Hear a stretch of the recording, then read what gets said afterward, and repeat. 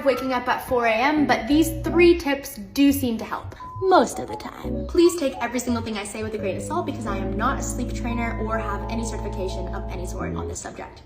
Thank you. Number 1, try offering a banana before bed. I found that when my daughter does wake up super early, she typically wants to eat straight away. So I try offering her a banana after bath time, and I find on the nights that she does eat even at least half, you have a better success rate. Number 2, limit the water intake before bed. I'd say most of the time my daughter can't get back to sleep in the morning. It's because she seems super uncomfortable with a really full diaper. So I like to give her a really big glass of water with dinner around 5:30 p.m. Just let her slug it back. And then I limit giving her any other liquids before bed. If a full diaper is your problem, this just might be the solution. Number 3, and on those mornings where there's just no chance they're gonna go back to sleep and you know you're gonna have to get up at 4:30 a.m. and it's absolute torture, try this. I like to call this the 10-10 rule. Basically, all you're gonna do is keep the lights off, go into the room, and rub their back for about 10 seconds. Slowly back out of the room and close the door and let them be for 10 minutes. I know this might feel like torture, but I promise it can be successful. Repeat this process a few times, and I find that by the 2nd or 3rd try, she's back to sleep for up to 2 hours. Now I know these tricks aren't always gonna work. Sometimes you're just gonna have a fussy baby who wants to get out of bed super early in the morning. For that, grab a coffee. This is a really brilliant first effort from mum. She's got the dark room, she's got the white noise going, and she's fed the baby, but she's put her down awake. My advice would be to choose one method of settling and to stick to that for a period of time. And then you can gradually start to pull that back as the days go by. So you may choose to start off by picking her up and rocking her, but not to sleep, so putting her down when she's still slightly awake. Then after a few days, that might transition to patting and singing. Then after a while, that might transition to no contact and just shushing and whispered words of reassurance. Whichever method you choose, do it intermittently but regularly and make sure it's exactly the same every time. And for the rest of the time that you're in the room, remain completely neutral. Doing that for a maximum of 1 minute is the perfect time limit, so well done to mum for that. So if the little one is waking after 45 minutes, that means that they're struggling to transition into the next sleep cycle because they're waking up. Now, they might wake up and just go back to sleep on their own. But if you do need to settle them, stick to whatever method you are using at the time. So it's always a consistent response throughout for whichever method of settling you're using. The good news is those little groans, the little baby moans that you can hear her doing, that's a sign that she is self-soothing or trying to self-soothe. It's also really promising that mum went in after 45 minutes when she woke up and actually managed to get her back to sleep, even for an extra 15 minutes or whatever. That's all really promising. So stick with it because this is actually a really good first day. So well done.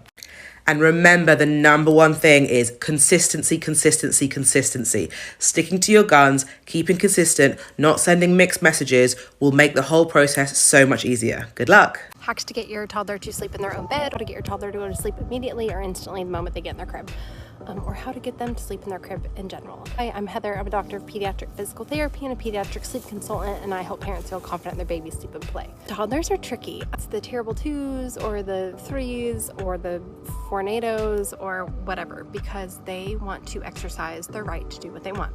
And at night, they tend to want mommy or daddy. So what do? There are 2 things. We need to find a really good motivating factor, and we need their buy-in. We want them to think that there's something in it for them. First thing is maybe a good sticker chart. And you want the end result by filling up the sticker chart to be you. You're the reward, not a toy. We want to replace what they want, which is you. So you can find a really fun place and be like, hey, we're gonna go to the park. We gotta, sleep really good in our bed and fill out the sticker chart. And it tends to work like a charm. You know your kid best. Find something that motivates them. They're at the point where they can talk and kind of work through something, work through it together. The next thing is that we want to replace the comfort they're looking for. So you are their comfort. So you can either record songs or sing something and play it on the Bluetooth speaker, going to Build-A-Bear and getting a bear, making it with them. You can get the ones where you say something in it and you squeeze them and say like, hey, every time you touch this, my magic comes out and I'm here with you. Just give them a super comforting item. Something that represents you and says, hey, I'm here with you and you're not alone. If your toddler's getting out of their crib, you can either try a sleep sack and sleep them in it, or you can put pillows around it just to make it safer, or make the room their crib. Keep everything safe in there. Sometimes there's a bit of a power struggle with like, hey, it's bedtime. But if you need to say like, hey, here's a stack of books, go ahead and read or play until you need to go to sleep, that can be really helpful too. I am going to post toddler tips all week. Leave your toddler questions below and I will try and touch on them and make videos on them. And sign up for my free sleep tips so that you have free emails delivered straight to you that are tailored to your baby. And we'll give you some more ideas like this so that you have. We did what I like to call the soft version to sleep training. My daughter always slept in our bed up until the age of like 10 months, and then I realized when I had to go back to work that this wasn't going to work anymore, so I decided to start sleep training her, but in a much softer manner. So we started off with a routine. She would go on her sleep sack, she'd get to pick a book, and we'd read the book together. That I would nurse her till she was full, but not falling asleep on me, because you don't want that. Then I would give her a really big hug and a kiss goodnight and tuck her into her crib. So once the lights and the door was closed and she would start crying, I'd give her about 5 minutes before I'd go in to comfort her to remind her that mommy was still here. And then I'd actually just stretch this time out. And eventually it started working and she started going to sleep immediately once she was put down. Okay, I got a lot of comments asking for help, so these are going to be my top tips for sleep training. First is, are they napping in their crib? I think that's the first step, is you need to get them napping on their own so that it's not like a complete shock to their system. So if they're not yet, then follow the sleep training tips for naps first. Then the next big one is, don't associate feedings, either breastfeeding or bottle feedings, with nighttime. You want to cut that out and make sure that with your nighttime routine, you're not feeding them right before you put them down. You want to like give them a bath, read a book. With my daughter, we turn off the light together. I sing her a song and I put her down. And then how you reassure them is the 5, 10, 15 rule. So when you put them down in their crib, hopefully they don't cry, but if they do, you wait 5 minutes, you walk back in, you reassure them, I love you, rub their back, put them back down. Like, don't pick them up out of their crib, but you can lay them back down and then walk out confidently.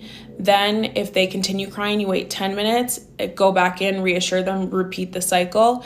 If they continue crying, you go back in after 15 minutes and then you keep it at the 15-minute mark until they fall asleep. When you're about to sleep train, make sure that you have like a solid couple of weeks that you're like at home in your space, in your environment, to create the right routine, because it will be like a little bit taxing. I personally only had to deal with a couple nights, but if the baby is younger, it might take them longer to like get a hold of things.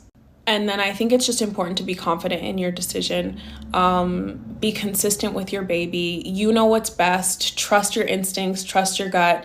I personally used the Taking Care of Babies course, and then I had a consult with a sleep consultant. You can also look online for the Ferber method. I know that that's worked great for people too.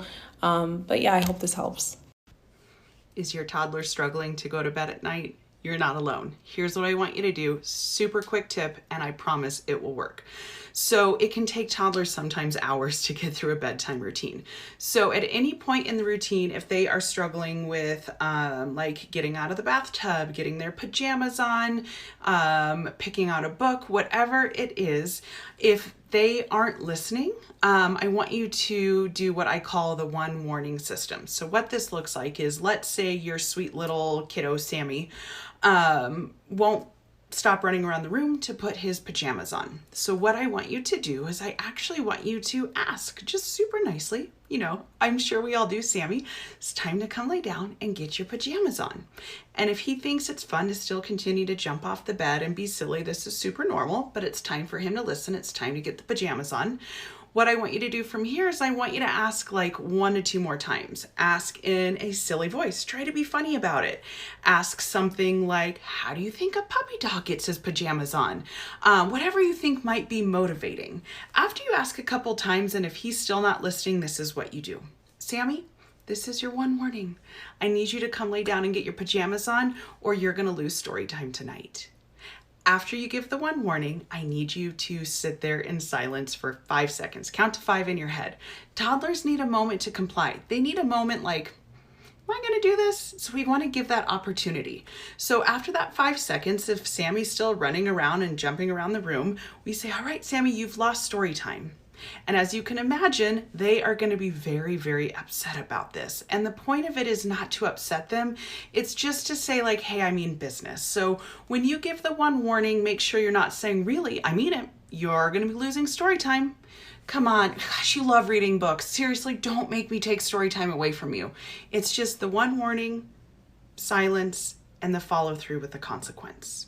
The first couple nights might be pretty rough, and I'm not gonna lie, but you're putting your foot down. You're letting them know you're still being kind about it. You're still being gentle. And what I want you to do is you're gonna notice over the course of like night 3, night 4, if he doesn't wanna get out of the bathtub, we ask a couple times, Sammy, this is your one warning to get out of the bathtub, or you're gonna lose story time tonight. I promise you, he's gonna be getting out of that bathtub. He might not be super happy about it, but he's going to, because he knows that you will follow through.